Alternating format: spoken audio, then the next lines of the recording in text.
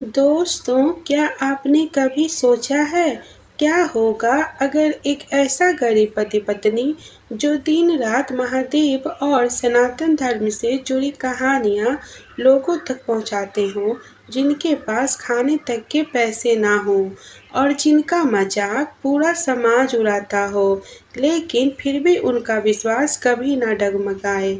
और क्या हो जब स्वयं माता पार्वती उनकी भक्ति की परीक्षा लेने के लिए एक बार नहीं, दो बार नहीं, बल्कि पूरे 10 बार पृथ्वी पर आए। क्या वे परीक्षा में सफल होंगे? क्या उनकी गरीबी समाप्त होगी? क्या उन्हें संतान का सुख मिलेगा?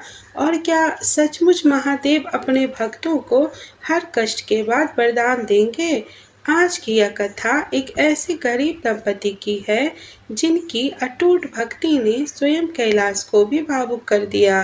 तो चलिए कहानी की शुरुआत करते हैं। एक छोटे से गांव के किनारे मिट्टी की टूटी फूटी झोपड़ी में एक दंपति रहता था।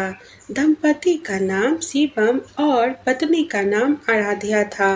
दोनों ही महादेव के परम भक्त थे। उनके पास ना तो खेत था और ना कोई दुकान और ना ही कोई बड़ा व्यवसाय। जीवन चलाने के लिए वे दोनों छोटे मोटे काम किया करते थे, लेकिन उनकी सबसे बड़ी पहचान थी कि वे लोगों तक महादेव और सनातन धर्म से जुड़ी कथाएं और भक्ति का संदेश पहुंचाते थे। आज के हिसाब से लोग उन्हें धार्मिक कंटेंट क्रिएटर या इन्फ्लुएंसर कहते हैं, लेकिन उस समय उनकी हालत बहुत खराब थी। उनके पास एक पुराना मोबाइल था जिसकी स्क्रीन टूटी हुई थी। वीडियो रिकॉर्ड करने के लिए वे ईंटों पर मोबाइल टिकाते थे। कभी आवाज़ साफ आती थी और कभी नहीं। कभी बिजली चली जाती थी तो कभी इंटरनेट नहीं चलता था, लेकिन वे रोज़ वीडियो बनाते थे क्योंकि उनका उद्देश्य हर घर तक महादेव का नाम पहुंचाना था। एक दिन कैलाश पर्वत पर माता पार्वती पृथ्वी की ओर देख रही थी। उन्होंने देखा कि शिवम और आराध्या भूखे पेट भी लोगों को भक्ति का संदेश दे रहे हैं। माता पार्वती बोली, स्वामी, ये दोनों बहुत कष्ट में हैं। महादेव मुस्कुराए और बोले, हाँ देवी, मैं जानता हूँ। माता पार्वती बोली, तो फिर इनकी सहायता आप क्यों नहीं करते? महादेव बोले, देवी, सहायता अवश्य होगी, लेकिन पहले संसार को इनकी भक्ति का प्रमाण भी मिलना चाहिए। माता पार्वती ने कहा, तो मैं स्वयं इनकी परीक्षा लूंगी। महादेव ने अनुमति दे दी। यहीं से शुरू हुई 10 परीक्षाओं की दिव्य यात्रा। पहली परीक्षा थी भोग की परीक्षा। उस दिन घर में केवल 2 सूखी रोटियां थी। सुबह से दोनों ने कुछ नहीं खाया था। आराध्या ने बड़ी मुश्किल से वे रोटियां बनाई थी। तभी दरवाजे पर दस्तक हुई। दरवाजे पर एक बूढ़ी महिला खड़ी थी। उसके कपड़े फटे हुए थे और वह कांप रही थी। उसने कहा, बेटी, मैं 2 दिनों से भूखी हूँ। आराध्या समझ गई कि यदि ये रोटियां दे दी तो आज वे दोनों भूखे रह जाएंगे। लेकिन अगले ही क्षण उसने पूरी थाली उस वृद्धा को दे दी।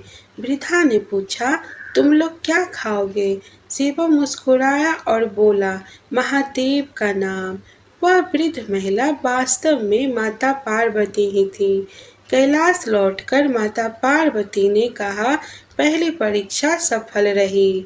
अब दूसरी परीक्षा की बारी थी और दूसरी परीक्षा थी अपमान की परीक्षा। कुछ दिनों बाद गांव के कुछ लोग उनका मजाक उड़ाने लगे। गांव के लोग कहते, महादेव के भक्त हो तो गरीब क्यों हो? इतनी भक्ति से क्या मिला? वीडियो बनाकर साधु बन रहे हो। कई लोगों ने उनके वीडियो पर बुरे कमेंट किए। शिवम दुखी हुआ, लेकिन उसने कोई जवाब नहीं दिया। और शिवम ने आराध्या से कहा, यदि कोई तुम्हारा अपमान करता है तो शायद उसके जीवन में कोई दुख होगा। यह सुनकर आराध्या भी शांत हो गई। माता पार्वती बोली, दूसरी परीक्षा भी सफल हुई। अब बारी थी तीसरी परीक्षा की, धन के लालच की परीक्षा। एक दिन माता पार्वती ने धनी व्यापारी का रूप लिया और उन्होंने शिवम से कहा, मैं तुम्हें लाखों रुपया दूंगा, बस अपने वीडियो में महादेव की जगह मेरा प्रचार करो। एक क्षण के लिए शिवम के मन में विचार आया कि इतने पैसों से उनकी सारी समस्याएं दूर हो सकती हैं, लेकिन अगले ही पल उसने कहा, हम भक्ति नहीं बेच सकते। व्यापारी मुस्कुराकर गायब हो गया और माता पार्वती कैलाश लौट गई और उन्होंने कहा, तीसरी परीक्षा भी सफल रही। अब बारी थी चौथी परीक्षा की और वो परीक्षा थी बीमारी की परीक्षा। कुछ समय बाद आराध्या गंभीर रूप से बीमार पड़ गई। कुछ दिनों तक वह बिस्तर पर रही। उनके पास दवाइयों के लिए भी पैसे नहीं थे। शिवम रात भर जागकर उसकी सेवा करता रहा, लेकिन उसने कभी भगवान को दोष नहीं दिया।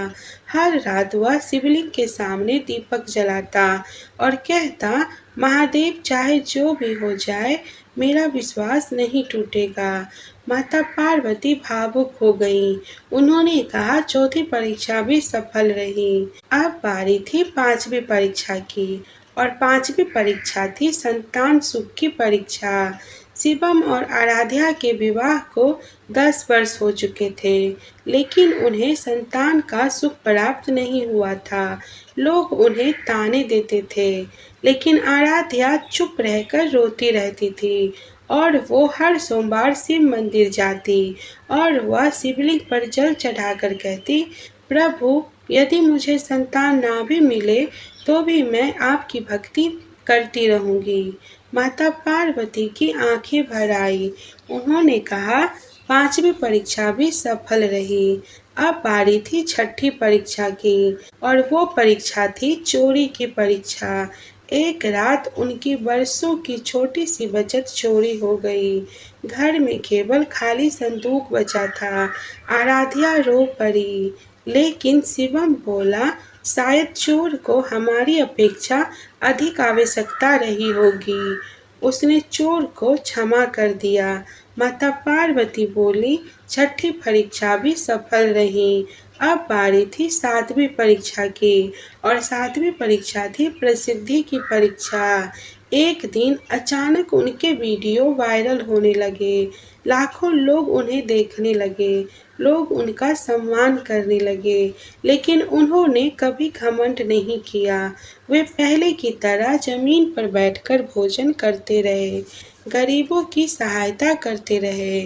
माता पार्वती ने कहा, प्रसिद्धि की परीक्षा भी सफल रही।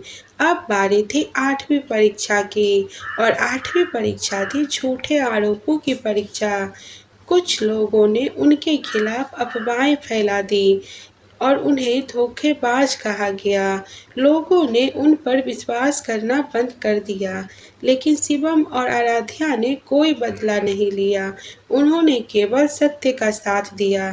समय बीतने पर सच्चाई सामने आ गई। माता पार्वती बोली, आठवीं परीक्षा भी सफल रही। अब बारी थी नौवीं परीक्षा की, दान की परीक्षा। एक दिन उन्हें पहली बार अच्छी कमाई हुई। वे नया घर बनाने वाले थे। तभी उन्हें पता चला कि पास के अनाथालय में बच्चों के लिए भोजन नहीं है। दोनों ने अपनी सारी बचत दान कर दी और वे फिर से गरीब हो गए, लेकिन उनके चेहरे पर संतोष था। माता पार्वती ने कहा, नौवीं परीक्षा भी सफल रही। अब बारी थी 10वीं परीक्षा की, त्याग की सबसे कठिन परीक्षा। एक रात भयंकर सर्दी थी और लगातार बारिश हो रही थी। तभी दरवाजे पर दस्तक हुई। एक वृद्ध दंपति मदद मांग रहा था। शिवम और आराध्या के घर में केवल एक बिस्तर और एक कंबल था। शिवम और आराध्या ने वह सब वृद्ध दंपति को दे दिया और वे दोनों स्वयं पूरी रात ठंडी जमीन पर बैठे रहे। वे कांप रहे थे, लेकिन उनके होठों पर केवल एक मंत्र था, ओम नमः शिवाय। सुबह होते ही पूरा घर दिव्य प्रकाश से भर गया।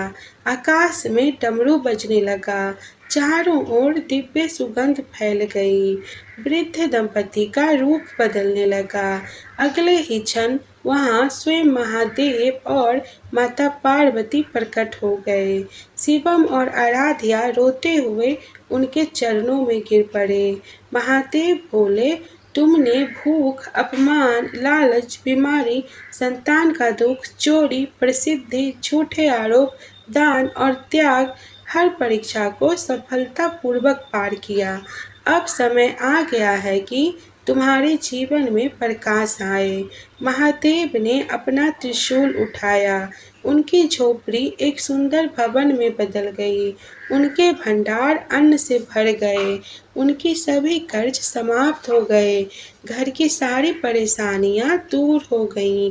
माता पार्वती ने आशीर्वाद दिया और कहा, आज से तुम्हारे घर संतान सुख भी आएगा। कुछ समय बाद उनके घर एक तेजस्वी पुत्र का जन्म हुआ। शिवम और आराध्या का जीवन खुशियों से भर गया। लेकिन इस कथा का सबसे वरदान धन नहीं था, सबसे वरदान था उनकी भक्ति संसार के सामने प्रमाण। उनके वीडियो करोड़ों लोगों तक पहुंचने लगे। लाखों लोग महादेव की भक्ति से जुड़ गए। शिवम और आराध्या जीवन भर सेवा, दया और धर्म का संदेश फैलाते रहे। इस कहानी से हमें प्रेरणा मिलती है कि जो व्यक्ति केवल सुख में भगवान को याद करे वह सामान्य भक्त है, लेकिन जो दुख, अपमान, कठिनाइयों और आंसुओं में भी भगवान का हाथ न छोड़े वही सच्चा भक्त कहलाता है। और जब सच्चे भक्त की परीक्षा पूरी हो जाती है तब स्वयं महादेव उसके भाग्य की नई कथा लिखते हैं। हर हर महादेव।